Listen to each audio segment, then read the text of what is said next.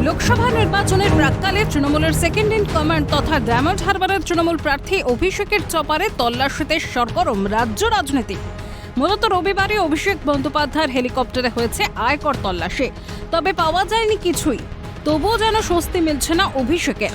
সোমবার বেহালা flying club থেকে অভিষেকের হলদিয়া রওনা হওয়ার ঠিক আগে এসে হাজির হয় কমিশনের ফ্লাইং স্কোয়াড টিম। সঙ্গে ছিল স্নিফার ডগ। তবে স্কোয়াডের কাজে রীতিমতো দেওয়া হলো বাধা।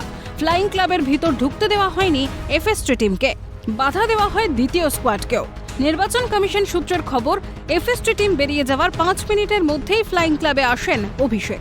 হেলিকপ্টার নিয়ে হলদিয়ার উদ্দেশ্যে রওনা দেন ডায়মন্ড হারবারের তৃণমূল প্রার্থী।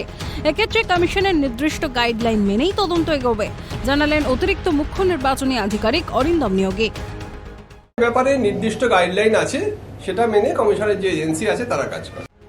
অভিষেক বন্দ্যোপাধ্যায়ের হেলিকপ্টারে আয়কর তল্লাশির ঘটনায় কেন্দ্রের বিরুদ্ধে ক্ষোভ উগরে দিয়েছেন মুখ্যমন্ত্রী স্বয়ং। মুখ্যমন্ত্রীর সাফ জবাব, হেলিকপ্টারের সাহায্যে বেআইনি কাজ করার দরকার পড়ে না তৃণমূলের। অবৈধ কাজ করে বিজেপি, কিন্তু পুলিশের সাহস নেই তাদের বিরুদ্ধে মুখ খোলার। কেন্দ্রের বিরুদ্ধে সুর চড়ালেন অভিষেক বন্দ্যোপাধ্যায়ও। অভিষেকের কালকে একটা মিটিংয়ে যাওয়ার কথা ছিল, হেলিপ্যাডে চলে গিয়ে ইনকাম ট্যাক্স বাবুরা হেলিপ্যাডে নাকি হেলিকপ্টারে নাকি সোনার টাকা নিয়ে আসছে। আমরা করি না, ওটা বিজেপিরা করে। তার কারণ ওরা বিএসএফ এর এতে আসে, ওরা সিআইএসএফ এর এতে আনে, এরা প্লেনে আনে। কোনোদিন কোনো পুলিশের সাহস হয়েছে তাদের গিয়ে চ্যালেঞ্জ করার? হেলিকপ্টারে সার্চ নিয়ে সিজার নিয়ে কোনো অসুবিধা নেই, সেটা নির্বাচন কমিশন করতে পারে। আমার আপত্তি হচ্ছে যখন আপনি কিছু পাননি তখন আপনি বলছেন যে আমি হেলিকপ্টারের ট্রায়াল রানের অনুমতি দেবো যতক্ষণ না আমার উপর থেকে ক্লিয়ারেন্স আসবে। সে এখতিয়ার ইনকাম ট্যাক্সের নেই, এটা আইনত আমরা টেকাবো।